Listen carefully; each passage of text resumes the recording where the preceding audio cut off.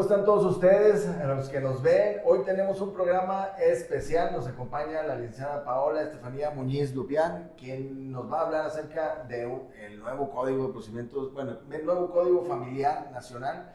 Y para una mejor presentación, cedo el uso de la voz a mi compañera Mariana. Gracias. Bueno, ¿qué tal? El día de hoy, como lo menciona mi compañero y colega, el licenciado Daniel, nos acompaña la licenciada Paola, quien es abogada litigante, profesora e investigadora de la Universidad Autónoma de Nuevo León. ¿Tienes más de 15 años de experiencia como litigante? Así es, 15 años de experiencia como abogada litigante, inicié desde el segundo semestre de la carrera y no he parado.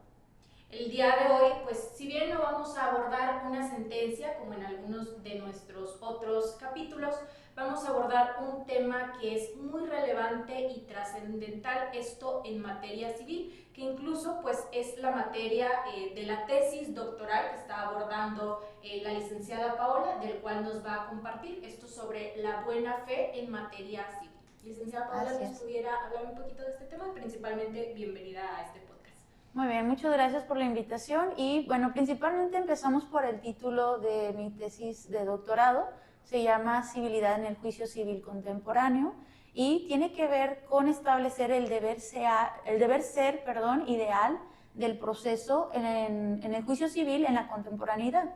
Estamos en constantes cambios con el nuevo Código Nacional de Procedimientos Civiles y Familiares que entra en vigor en 2027, pero además hay cambios teóricos que van a venir a implementarse con este nuevo código. ¿Qué tipo de cambios? Pues vamos a ver la búsqueda de la verdad material de los hechos, vamos a ver algo que incluso ya debería de hacerse pero no se hace, que es el control difuso de constitucionalidad y convencionalidad, vamos a ver mecanismos de protección de personas vulnerables, vamos a ver también sentencias de fácil comunicación o de una comunicación más sencilla con las partes. También vamos a ver sentencias que se van a traducir a lenguas originarias como náhuatl o las que sean necesarias y también un cambio en las audiencias, ya no va a ser audiencias por etapas, va a ser audiencias también, una audiencia conciliatoria y una audiencia de juicio donde se van a desahogar todas las pruebas. Entonces, esto va a venir a ser más eficiente el proceso en materia civil, asimismo la oralidad. Inicia con una demanda escrita y todo lo demás es oral, la audiencia conciliatoria y la audiencia de juicio. Ya si hay pruebas documentales, pues van como tal, pero la idea es pasar a la oralidad y sobre todo también pasar a los juicios en línea con este nuevo código. Esto de la verdad real, material, de los hechos, creo que desde que inicias la carrera de Derecho te van diciendo que hay verdades, ¿no? Hay varias históricas, y la otra de la verdad, y luego hay otra que es la verdad que tú quieras.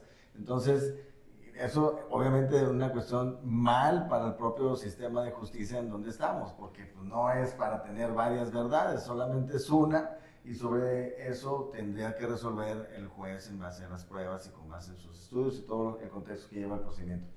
Pero en este nuevo código que vamos a tener, con esta cuestión de la verdad material, ¿cuál es la diferencia que vamos a tener con las verdades que ahora tenemos, o digamos que ahora se usan, o que tenemos en doctrina establecidas, con lo que propone la nueva legislación?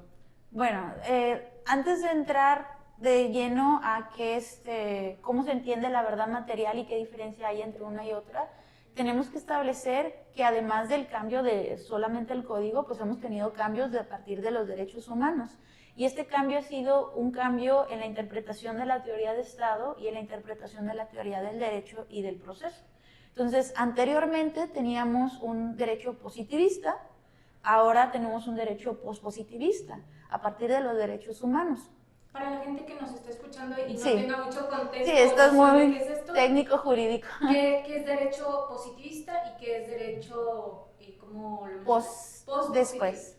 Sí, positivista se refiere a la estricta interpretación o aplicación de la ley, o sea que no cabe hacer ninguna distinción o hacer alguna interpretación que se salga de ese sentido, es aplicación tal cual.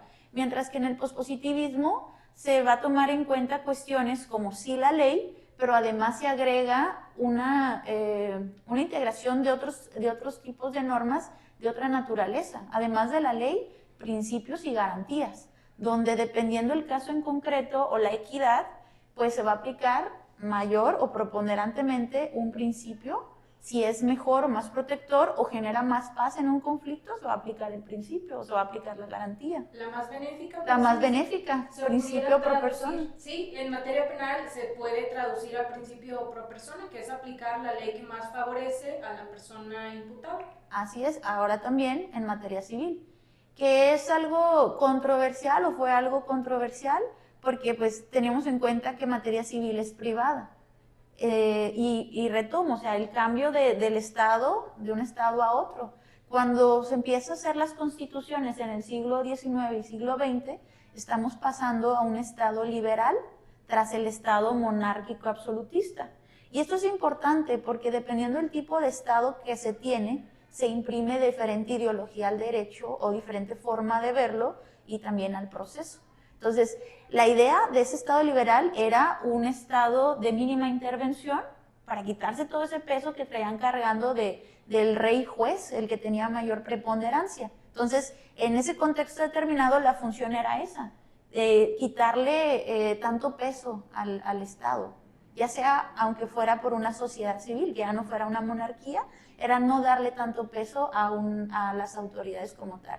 Y entonces se establece un juicio civil de naturaleza privada, donde el juez es un árbitro pasivo y donde las partes fuertes son las partes, los contendientes, donde implementan la autonomía de su voluntad, es decir, yo quiero demandar y yo empiezo a mover el proceso. Y el juez no se mueve, no hace nada hasta que las partes lo soliciten. Pues bueno, esta autonomía de la voluntad sigue estando en el presente. Lo único que va a cambiar después de los derechos humanos en la parte teórica, y ahora lo vamos a ver en este nuevo código, es un símil, como quien dice, este código tomó en cuenta muchas de las ideas de los teóricos contemporáneos más conocidos o autoridades en materia civil. Estamos hablando de Ferrajoli, que también aplicó para penal la cuestión de los principios y derechos fundamentales, y también estamos hablando de Miguel Tarufo, un italiano también, igual que Ferrajoli, que nos habla de cómo debería de ser el proceso en la actualidad. Y entonces lo que nos menciona es que ahora el juez debe de ser un árbitro positivo o que debe estar presente cubriendo una función de protección jurisdiccional. Es decir, que debe de ir un poquito más allá de solamente estar observando lo que hacen las partes. Y esto implica que en casos vulnerables va a tener que apoyar esa parte vulnerable para tener una igualdad material o una igualdad de armas, sí, porque pues se reconoce que hay una igualdad legal, pero en los hechos o en la vida real, pues hay una desigualdad de poderes. Entonces se implementa para esta parte. ¿Y hasta dónde puede llegar el juez?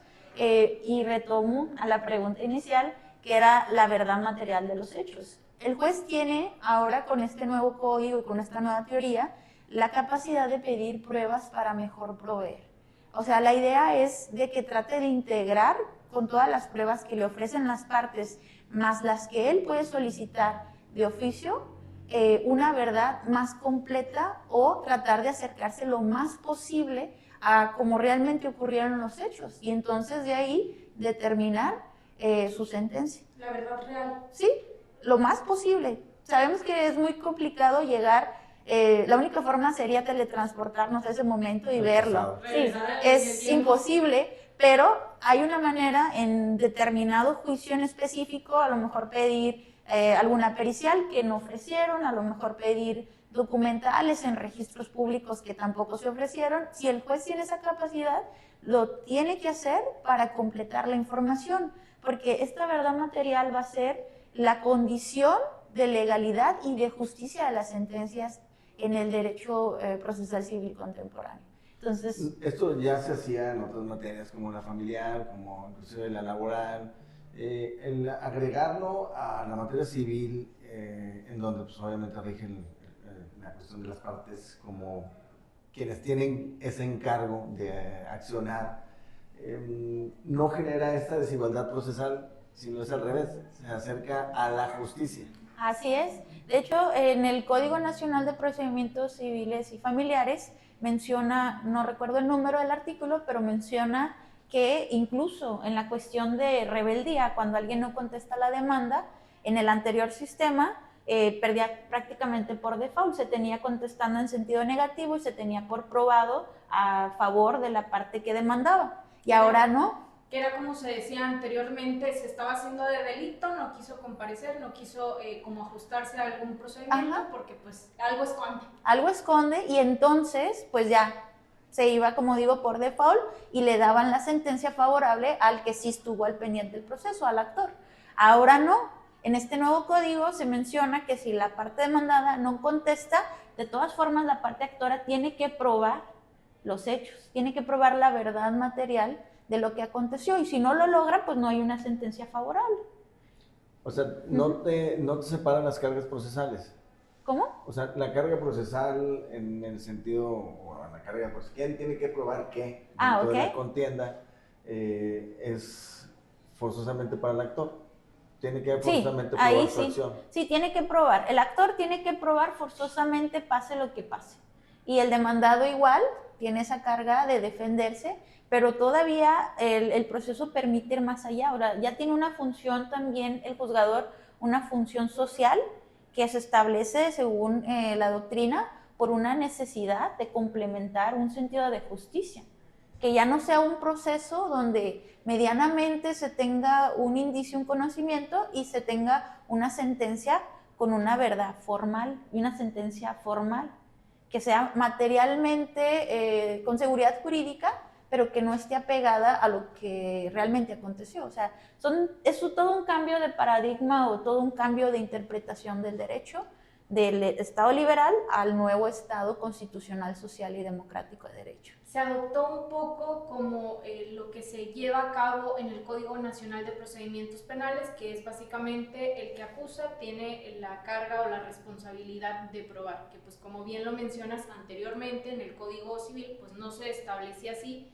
¿Se puede decir que pudiera darse como este cambio a raíz también de este código o es totalmente distinto? Sin embargo, pues es una idea Pues yo similar. Creo que sí va por el mismo camino, porque al final de cuentas tienen una base vuelvo con Luigi Ferraioli, que habla de los principios fundamentales, y de ahí se desarrolló mucho el derecho procesal penal moderno. Claro. Y también está esta idea base de penal que es más allá de toda duda razonable. Si hay alguna duda, pues no se declara la sentencia penal, pues prácticamente es muy parecido. Más allá de cualquier duda de los hechos, el juez tiene la capacidad de pedir más pruebas y estar en una certeza de a quién favorecer con la sentencia o a quién concederle la razón con la sentencia. Y no se transgrede la igualdad, porque la idea principal es que ahora la administración sea equitativa, que busque lo justo en el caso concreto y que vaya a sentenciar la verdad prácticamente, aunque las partes no estén ahí instaurando el proceso después de meter la demanda. Entonces es algo trascendental, es una nueva visión del derecho y del proceso. Y en tu análisis, ¿cómo se va a controlar el activismo judicial en contra de la facultad del juez de poder ser un jugador, ya no nada más un árbitro dentro del proceso? Para que no vaya más allá, como en un exceso. Así es. Bueno, pues obviamente la idea también es de que no haya cuestiones como dilaciones, sobre todo, porque puede ser que de ahí se agarre y el juicio se haga largo y entonces ahí ya hay una cuestión de mala fe. Y ahí entramos con otro tema que manejo en mi tesis, que es el principio de buena fe y su excepción de mala fe. ¿Cuándo tiene ese límite? Cuando tú te das cuenta que la intención del juzgador es otra, de favorecer a una parte o a otra de una manera determinada y no favorecer la búsqueda de la verdad material o de la justicia. O sea, el juez tiene que ser todavía equilibrado, tiene que buscar sobre todo demostrar la verdad, pero no ir más allá de la cuestión de, ¿cómo lo podríamos decir? Que no sea dentro de una búsqueda de la verdad, o sea, que quiera favorecer o perjudicar, que haga dilación, que a lo mejor también, ¿cómo lo puedo mencionar? Pues sí, que también vaya a lastimar algo que no pidieron las partes, ¿sí? O sea, Tiene que estar allá. equilibrado, totalmente. Y bueno, empieza con este principio de buena fe procesal, que es un mínimo de ética en las contiendas procesales, que no se mencionaba o no se conocía a grandes rasgos, pero sí estaba presente en los ordenamientos mexicanos, sí estaba presente en algunos, sobre todo pues teníamos códigos procesales de las entidades federativas 32, todavía están vigentes hasta 2027, y tenemos el Código Federal de Procedimientos Civiles, que todavía está en vigor, y bueno, en este federal no se mencionaba el principio de buena fe. En los locales se mencionaba en 2 expresamente el principio de buena fe, y luego en otros 10 se mencionaba lealtad procesal, y en los otros 20 jamás se había mencionado. De hecho, el de Nuevo León no lo contempla. ¿Qué es la lealtad procesal? La lealtad procesal implica en las conductas de las personas, de todos los intervenientes que van a un juicio, es decir, abogados, peritos, testigos, el mismo juez y el personal del juzgado, todo aquel que intervenga tiene que guardar deberes procesales. ¿Como cuáles? Lealtad, probidad, coherencia y veracidad. Esas serían las cuestiones, y eso es a lo que voy. El juez debe de cuidar en su ir más allá, que haya lealtad, que haya veracidad, que haya coherencia. O sea, si va a pedir más pruebas es porque la coherencia se va a aplicar en el sentido de que hay algo que le falta para estar seguro de su resolución, va a pedir exclusivamente una cuestión que le va a ayudar a completar eso. O sea, no debe de exagerar en esa solicitud. Entonces, este principio te marca qué tipo de deberes hay, y toda la doctrina te señala hasta dónde puede llegar. De hecho, hay jurisprudencia al respecto, que por aquí la traigo, ahorita la analizamos, pero tiene toda una doctrina detrás, y en México no se hablaba mucho por la cuestión del Estado liberal, y que el árbitro era pasivo. O sea, ¿para qué hablar de buena fe? ¿Para qué hablar de que se porten bien, que se porten mal? Si la idea era una competición entre las partes, a ver quién gana, a ver quién es el mejor defendiendo. ¿Y de esa manera se administra justicia? ¿Cómo? Bajo la manera de a ver quién gana, quién es... No, pues obviamente no. La idea era que era igualitario e imparcial, pero también vamos a ver lo que se entendía así afuera en la práctica. O sea, por muchos abogados incluso en las escuelas es vámonos con todo, pero no se justifica la mala fe ni cuestiones como comprar a los testigos o comprar a los peritos, aunque sabemos desgraciadamente que es una práctica común, ¿vale? Entonces, la idea es esta, que ahora cuando se retoma el Estado constitucional, social y democrático de derecho, los estados que toman este tipo, o los países que toman este tipo de Estado, retoman otra vez el principio, que de hecho es un principio con antecedentes desde Roma, desde la constitución del derecho que tenemos aquí en México, desde Roma, desde lo germano, desde lo canónico, y se rompe con lo francés, que es lo liberal. Entonces, desde que empieza el Estado liberal, ya no se habla de comportarse de una manera ética. Tal vez se mencionan los códigos un mínimo, como por ejemplo, manifestarse bajo protesta, decir verdad. Una frase sacramental, pero que muchas veces no tenía consecuencias, o no tiene consecuencias, yo nunca he visto. Ajá. Si acaso te dicen, te mandan a lo penal, si llegaran a encontrar alguna cuestión ahí de falsedad en declaraciones, pero la verdad es que es muy poco, y yo no conozco muchos casos al respecto que porque haya mentido en juicio, primero que lo hayan detectado, luego que se haya ido a materia penal. Es que se hace como una especie de letra muerta dentro de, por si en materia laboral, donde las confesionales única y exclusivamente se contestan no es cierto a las preguntas, en donde se neutraliza, según los criterios de la Corte, pues se neutralizan ambas pruebas. Si no es cierto, no es cierto, pues para decirle que cuál es el resultado procesal de la prueba. Entonces, lo que se hace es bajo el sistema que tú dices, donde hay que ganar, y no se busca la verdad, no se busca... Se busca la verdad que hay en el expediente, y eso es lo que hay, ¿vale? Por eso comenzaba con esa pregunta, que es muy difícil para el juzgador, no es muy difícil, vaya, es una cuestión de voluntad, ¿verdad? Sí, también tiene que ver mucho la voluntad. Como que creo que si puedes tú intervenir, inclusive tienes la facultad de medidas para mejor proveer, pues las agotas, ¿no? Si tu voluntad fuera querer saber qué sucedió en el asunto. Y si tu voluntad en varias materias se puede, una materia civil que es cerrada, en donde la litis pues es distinta, no te da tanta manera de verlo el juez, pero también un juez constitucional pues tiene la posibilidad de hacer más cosas si quisiera, ¿no? Si quisiera. Sí, de hecho, pero no necesitamos una reforma para eso, ¿verdad? De hecho, sí, y ahí es donde voy a llegar, porque ya lo habían contemplado algunos códigos procesales locales, incluso de una manera extensiva.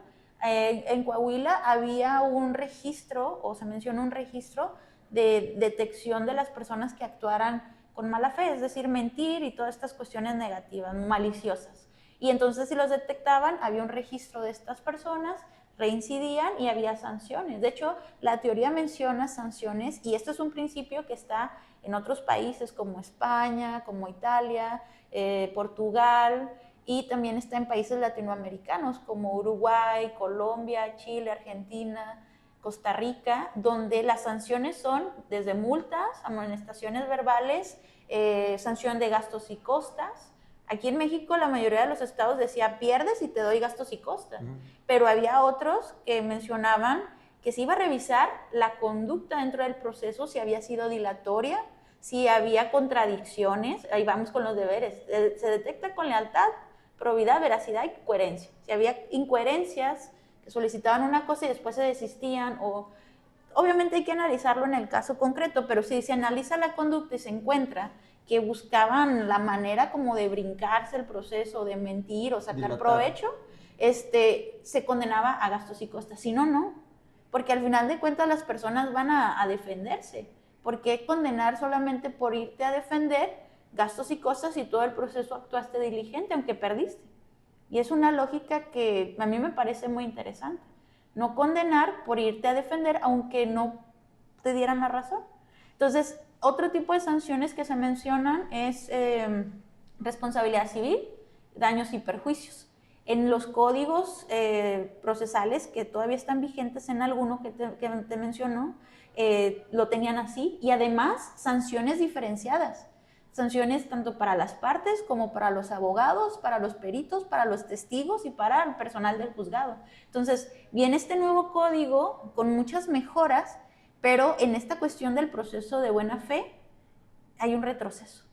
O sea, viene con muchas mejoras que estuve platicando en un principio de los mecanismos de protección de personas vulnerables y lenguaje sencillo y demás, pero establece el principio, hay un capítulo de principios, es el artículo 7, y entre ellos está el principio de buena fe en la fracción, en la 11, y ya dice que es la buena fe.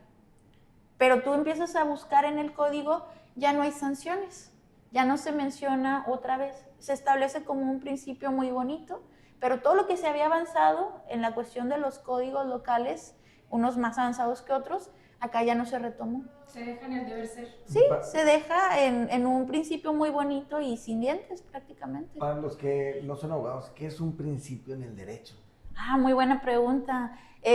Un principio es la base u origen de la conducta humana y tiene que ver con los valores o principios que formaron un sistema jurídico determinado. Es decir, antes de que existieran las leyes, hubo principios como la justicia, el bien común, la igualdad, que formaron todo un sistema jurídico determinado.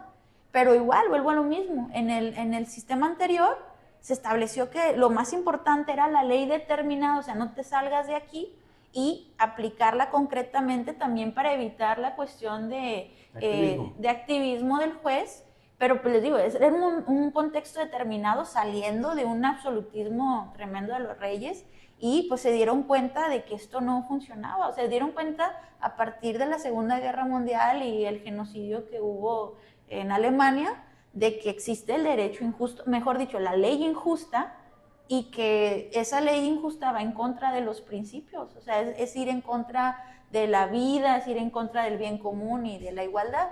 Y bueno, pues vienen los derechos humanos y todo lo que conocemos a partir de la Declaración Universal de los Derechos Humanos y en México en el 2011. O sea, para meterlo en doctrina como tal, después de que Hitler hizo lo que hizo, se dieron cuenta los grandes teóricos que la ley era injusta. No toda, pero que ¿Alguna? existía la posibilidad de que hubiera ley injusta. ¿Y cómo se van a dar cuenta? Pues esas leyes que fueran en contra de principios fundamentales que han estado siempre en la humanidad. Entonces, de ahí es donde viene el principio. Y vuelvo a lo mismo, que anteriormente estos principios incluso ni siquiera se comentaban en las clases de derecho, era como que al final, ¿no?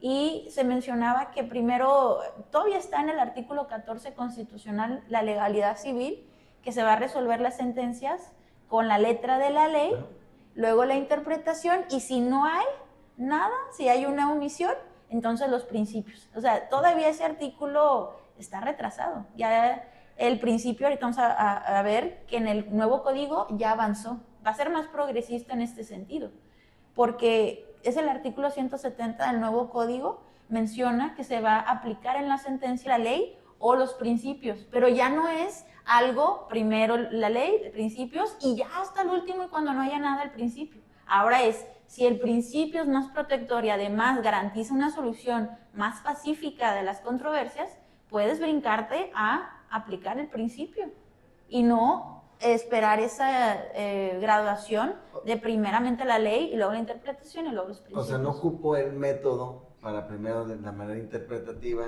literalidad de la norma, y posteriormente sistemática, y luego, o sea, no ocupo eso. No lo ocupo. Si el principio me lo da, con el principio resuelvo. Así es. Igual, si la ley está muy bien aplicable, bien aplicable para el caso concreto, pues te quedas con la ley. Sí. O sea, aquí lo importante es como el principio pro persona, lo que sea más protector y lo que vaya a resolver la controversia de una manera más pacífica. La idea es restablecer el orden y la paz en la sociedad. Entonces, en ese sentido, pues es un artículo que va más allá del 14 constitucional. En la actualidad, ¿tú crees que no resuelven así algunos jueces? No, sí lo hacen, pero también están muchos muy limitados. Yo ya lo he pedido en juicios y me dicen, no, es que yo no puedo hacer eso. Luego también platicándolo... ¿Es una limitante la ley para aplicarlo? No, en realidad no. No es así, simplemente también es de criterios. Porque como todavía se tiene este pensamiento del Estado liberal de que el juez no puede ir más allá, pues no se atreven a ir más allá. A lo mejor o no tienen el conocimiento o tienen esa limitante de sentirse señalados o tener que demostrar exhaustivamente más su justificación. Porque si vas a aplicar un principio, vas a tenerte que meter más a la justificación de la sentencia, explicar por qué el principio, son cuestiones incluso debates filosóficos de por qué le aplica y por qué no le aplica la ley y cuestiones así. Entonces, si no quiere hacer más chamba o no quiere meterse en conflicto por su interpretación de un principio, lo más fácil es aplicar lo que no va a tener problema, que es la ley. ¿Este nuevo código adoptará cosas del realismo jurídico? Yo digo que sí toma cuestiones del realismo, está tomando en cuenta la cuestión de que realmente hay desigualdades entre las personas, de que hay grupos vulnerables como los pueblos originarios y afrodescendientes que necesitan entender las sentencias en su idioma y también de las personas en general que no conocen derecho, que necesitamos redactar las sentencias en un lenguaje sencillo, que ya algunos lo hacen, pero sobre todo a nivel federal. La idea es que la exigencia se haga tanto federal como local, porque estos códigos va a aplicar para los dos órdenes de gobierno. Entonces, los jueces locales también se van a tener que meter a esta cuestión progresiva con el nuevo código. Al inicio del podcast mencionabas que el nombre de tu tesis es Civilidad en el juicio civil contemporáneo. ¿Cómo pudieras definir qué es la civilidad? Bueno, la civilidad es una actitud en la conducta de respeto y de cumplimiento de las normas jurídicas, pero también de las normas sociales en las cuales las personas van a convivir en armonía en una sociedad determinada. O sea, cada quien sabe lo que le toca hacer y pues hay que cumplirlo de manera voluntaria y respetuosa para generar esa confianza y armonía en una sociedad. Entonces va por ahí, O sea, yo abordo toda esta cuestión del nuevo código, también abordo la cuestión de que hay algunos que todavía son más progresivos de los que todavía están vigentes, y abordo la cuestión del principio de buena fe, porque ahí sí, de todo lo bueno que se fue hacia adelante el nuevo código, se regresó en el principio de buena fe, que no contiene sanciones definidas, que serían las multas, daños y perjuicios, gastos y costas, responsabilidad civil, y definidas por cada una de las partes intervinientes. Nada más está ese principio como un buen ideal retórico, y más adelante no se retoma ni siquiera en la cuestión de gastos y costos. Lo que sí tiene es lo de la verdad material que estuvimos platicando y todos estos demás mecanismos de defensa. Pero yo menciono en mi tesis, o sea, de qué nos sirve tener un principio tan progresista si al final las partes y todos que vayan ahí no se les exige ese ideal ético de no actuar maliciosamente, dilatar procedimientos y demás, mentir en juicio. Hace rato nos comentabas, creo que detrás de cámaras, acerca de lo que se buscaría con este código en acceso a la justicia y el deber de las partes para hacer lo que deben de hacer en buena fe. O sea, no el salir a ganar un juicio por ganar, sino que se administre justicia con el punto de derecho que esté en juego. Así es. Bueno, la idea de este nuevo código principalmente fue cumplir con deficiencias. Este nuevo código nace a partir de un ejercicio de grupo focal que se llamó Diálogos por la Justicia, fue en 2015, lo solicitó el entonces presidente Peña Nieto, y junto a más de 200, digamos, actores, tanto organizaciones y personas civiles, también como servidores públicos, se llamó a los poderes judiciales y demás, a definir o diagnosticar los problemas más elementales de la justicia cotidiana, entendida esta como la más cercana a las personas, civil, familiar y laboral. Y ahí viene la reforma laboral, de ahí viene esta reforma, de ese diálogo que hubo. O sea, los mismos juzgadores, las mismas personas identificaron los problemas, y uno de los problemas que identificaron fue la mala praxis del derecho en México. Entonces, si ellos mismos están señalando que hay una mala praxis, que no se está cumpliendo con el deber ser, pues ahí entra este principio, y lo malo es que no lo tomaron en cuenta para darle dientes, para hacerlo efectivo y cumplir con la voluntad del nuevo derecho en el Estado constitucional social y democrático de derecho, que es que el deber debe ser cumplido por encima de las cuestiones individuales y de intereses económicos, políticos, de cualquier interés de las personas. Si queremos una sociedad con civilidad, incluso civilizada, pues tenemos que ponernos bien firmes a cumplir el deber ser, y no tener el deber ser muy bonito en las leyes y por otro lado actuar con mala fe en los procesos. Es un deber ser como el de Kant. Totalmente. El imperativo categórico de Kant. Trata al otro como a ti mismo, como el fin y no como un medio. O sea, desde 1870, 80, debimos haber hecho caso a Kant. Sí. Y pues eso es lo que se imprime en los derechos humanos y en la dignidad que buscan los principios ahora. Y también, por otro lado, los países que lo están haciendo han tenido resultados positivos. Uruguay lo está haciendo desde 1989, crearon un código modelo, los mejores procesalistas civiles de ese momento, entre ellos Eduardo J. Couture, que es uruguayo precisamente, y lo más bonito que hicieron fue decir, miren, aquí tenemos un código modelo para Iberoamérica. Países, el que quiera adoptarlo, van a tener el mejor proceso del mundo. Se lo ofrecieron, nadie lo quiso tomar. Solamente Uruguay lo aplicó. Y Uruguay, de estar en los niveles de justicia a los 50, a los 60, no estaban tan mal. Ahorita está brincando al lugar número 19 del mundo en justicia. Está mejor que España, que Italia, que Francia en justicia civil. Y si vemos los resultados de México, ¿Qué número, licenciada? Está en 131 de 142, donde digamos, los datos más pesados o lo que nos daña, bueno, a mí me daña mucho porque soy muy idealista y busco el deber ser, son los datos de corrupción y de discriminación. El peor de todos es el de discriminación. En discriminación, México está en el 138 de 142, y a nivel regional, Latinoamérica está en el último. O sea, tenemos un proceso civil que es el más discriminatorio de toda Latinoamérica. ¿Cómo se pudiera mejorar esto? Pues a través del principio de buena fe, que tuviera todos los mecanismos que implementa tanto la doctrina como ya tenían los códigos locales. Entonces se va a necesitar otra reforma, porque si este código nuevo es progresista, pues tiene que ir progresista con todo y también con este principio de ética. Perfecto, Lisandro. Entonces, la verdad es muy interesante todos estos temas. Y pasando a otro tema también muy interesante, es que estás en campaña. ¿Qué número en la boleta eres? ¿De dónde estás haciendo campaña? ¿Cómo has visto la elección? ¿Cómo la estás viviendo? Cuéntanos un poquito para los que nos ven. Muy bien, bueno, en la boleta amarilla de jueces estoy con el número 07, estoy en el lugar número 7, voy para el juzgado de distrito en materia civil y de trabajo, que en la boleta va a aparecer mixto.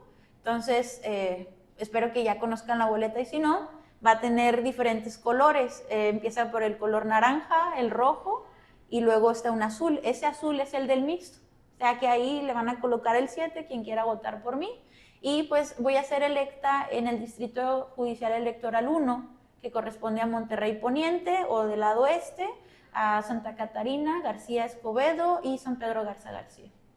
Entonces, este 1 de junio hay que salir a votar. Definitivamente, por quien ustedes quieran, hay que salir a votar. El gasto ya está hecho, es un ejercicio totalmente nuevo, histórico. Pase lo que pase, esto ya es historia. Entonces, yo no veo por qué no ir a votar. Tenemos un derecho humano y fundamental al voto que tardó muchos años en conseguirse. Incluso estamos hablando de que a principios de este siglo XX, el siglo pasado, ni siquiera todos los hombres tenían el voto universal. Se votaba conforme al poder adquisitivo, al poder económico y de bienes. Entonces, si ahora tenemos un derecho, no hay que tomarlo de gratis. Fue algo que le costó mucho a todos nuestros antepasados, hay que aprovecharlo. Y pues espero que todos salgan a votar y empiecen a buscar a sus candidatos. Paola, ¿te consideras en alguna desventaja ante tus oponentes o los otros candidatos que tienen carrera judicial? De hecho no, pero en la cuestión de percepción y opinión pública probablemente sí, porque todavía hay mucha exigencia, sobre todo de las personas que no tienen mucho conocimiento desde el punto de vista qué es un juez, qué hace un juez y sobre todo un juez federal. Se piensa que la experiencia a veces es más fuerte que la teoría y puede ser que sí, porque tienen mucho tiempo, pero no necesariamente. O sea, una persona igual sin experiencia puede aprender muy rápido y lo que yo tengo es que aprendo demasiado rápido. O sea, yo no soy de carrera judicial, pero además tengo experiencia en otras funciones jurisdiccionales, eso sí tengo. Yo trabajé, hice mi servicio social profesional en la Junta Especial número 4 de la local en Tijuana, Baja California. Ahí estuve 6 meses haciendo servicio social profesional, y di mi mejor esfuerzo, traté de aprender lo más que pude, estuve en diferentes áreas, pero la que más me gustó fue la proyección de laudos, directamente con el presidente de la Junta. De hecho, él fue el que me llamó, porque vio que en todas las otras áreas empecé a sacarles el trabajo, y dijo, yo la quiero aquí para ayudarme a sacar las sentencias de laudo. Bueno, los laudos que son las sentencias, claro, para las demás personas. Entonces empezamos a sacar como si fuera pan caliente, una tras otra. Y finalmente, tanto él como otras personas de la Junta me propusieron para que fuera contratada, pero bueno, ahí entran otras cuestiones, ¿no? Que en ese momento cambia el presidente de la Junta y mete pues a gente conocida. Claro, diferente. Algo que... ¿Qué pasa? ¿Qué pasa? Y entonces no hubo una contratación formal, no me detuve, yo seguí aprendiendo por mi cuenta. Posteriormente, mi licenciatura fue en Tijuana. Me fui a México, a la UNAM, a estudiar mi maestría. ¿De qué es la maestría? En constitucional principalmente. De hecho, es maestría en Derecho. Okay. Pero dentro del estudio veíamos cuestiones constitucionales, filosofía del derecho, teoría jurídica contemporánea y pedagogía jurídica para dar clases. Igual estuve trabajando en el Tribunal Electoral del Distrito Federal durante una jornada electoral, o sea, fue un contrato temporal. Aprendí muchísimo también a hacer las cuestiones de cómo sacar los proporcionales, o sea, aprendí muchísimo, pero igual fue temporal, no hubo continuación, no hubo un contrato formal y pues ni modo, seguí aprendiendo, seguí litigando por mi cuenta y actualmente pues acabo de terminar mi doctorado en diciembre del año pasado, que mi doctorado es en Derecho Procesal. Vi todos los procesos de una manera muy especializada, vi también los métodos de interpretación, vi también los métodos de interpretación de los casos difíciles y pues toda la cuestión de lógica jurídica. Obviamente hicimos análisis de sentencia y pues de ese lado yo me siento con mucha confianza para llegar a un juzgado, precisamente por no tener carrera judicial, empecé o quiero empezar por el juzgado de distrito, que se considera pues la primera instancia de la cuestión federal, que tiene también mucha, digámoslo así, mucha fuerza o tiene mucha... Cuando más tienen la suspensión de los actos reclamados. Ajá, pero a mí también me llamó la atención porque si desde un principio se resuelve adecuadamente, las personas no tienen que llegar a la revisión.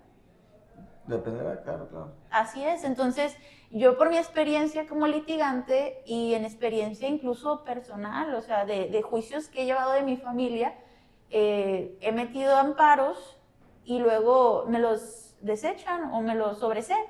Claro. Y me voy a revisión y ella me dice, no, es que sí era procedente, pero ya pasó un periodo de tiempo en el cual nos pudimos haber ahorrado. Claro. Y en la cuestión de la suspensión, si bien es cierto, pues algún tipo de suspensión en materia civil, hay que pagar una garantía y no todas las personas lo tienen. Y simplemente por ese hecho de sobreseer y no tener la garantía, se pierde el juicio. Entonces yo quiero precisamente entrar al juzgado de distrito para tratar de evitar que las personas sufran ese dolor de cabeza de tener que irse al distrito y haber perdido su juicio porque se sobreseyó sin haberse analizado. Perfecto. ¿Cómo ves a la gente en la calle cuando has estado platicando con ellos? La mayoría, muy bien.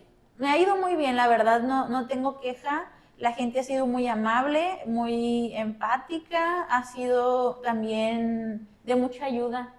La gente misma me ha ayudado a repartir volantes, me ha pedido, deme un bonche, y yo lo reparto con mis amigos, familiares, con colegas.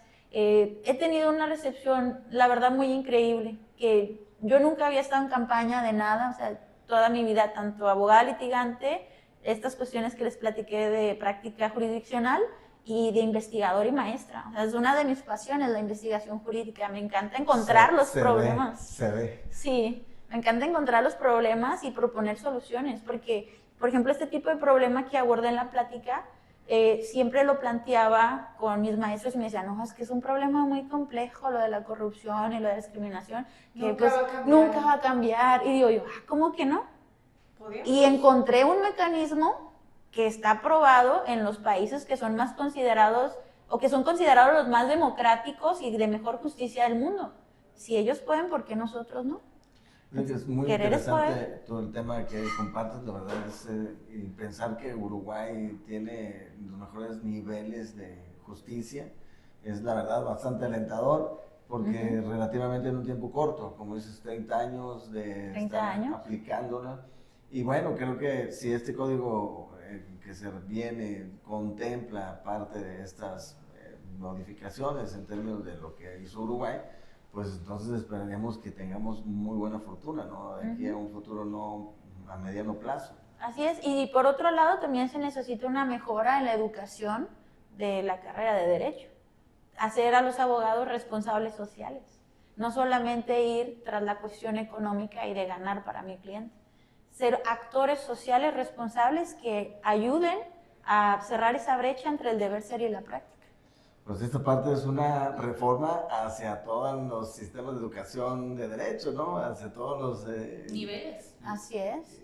Y esta todavía es más compleja, ¿no? Por la diversidad de universidades. Es compleja, sí. Y pues algunas son autónomas, deciden sus planes de estudio y demás. Ahí no se puede meter el gobierno, pero la propuesta se hace desde la academia y ya sabrán si la quieren implementar. No, pero si para allá vamos, pues se tiene que hacer, ¿no? Sí, lo que yo digo es, o vamos a ser éticos, o mejor nos destapamos y decimos que somos, pues, no éticos, para no decirle tan feo. O somos o no somos. Claro. Entonces, la idea es, en civilidad, cumplir con respeto y con voluntad lo que debe de ser, o si no, de plano, en algún momento, adecuar nuestra ley a decir que no somos éticos. Y a que aquí el que tenga más poder, pues, es el que va a ganar. Porque hay un antecedente de los mayas, que los mayas así lo reconsideraban. Había corrupción y había discriminación. Y ellos aceptaban dádivas y la gente sabía. Entonces tú no podías ir a un juicio si no llevabas la dádiva. Sería muy tonto de tu parte hacerlo. Entonces, o nos acoplamos a un nivel de civilidad y de civilización en el proceso y en el deber ser, o volvemos a adoptar nuestros orígenes. raíces. Así es. O sea, la cosa es ser coherentes. Claro, la coherencia es casi mucho, ¿no? No puedo decir casi todo, pero es todo. Así es. Paola, capacidad, conocimiento y ganas para llegar a este cargo, a este puesto público, lo hay. La impartición de justicia para ti sería fundamental, poder ayudar a la gente en cuanto a la resolución de sus conflictos. ¿Alguna invitación que tengas para toda la gente para este 1 de junio? Pues que salgan a votar, se los pido por mí, pero si no, voten por quien ustedes quieran, pero hagan. Si queremos un país diferente, un país donde las cosas funcionen mejor, es decir, que realmente el Poder Judicial sea un límite a los poderes del Estado y funcione como debería, tenemos que salir a votar. Boleta y número. Muy bien, boleta amarilla, el número 07, en el recuadro de en medio, color azul, que es el del mixto. Distrito 1. Ah, sí, tantas cosas de esta nueva elección. Distrito 1, Monterrey Poniente, Santa Catarina, García, Escobedo y San Pedro Garza García. Pues bueno, muchas gracias a todos que nos vieron, que nos escucharon. Nos vemos en la próxima. Paola, muchísimas gracias por Muchas gracias por acompañarnos. Gracias a ustedes por la invitación. Hasta luego. Hasta luego.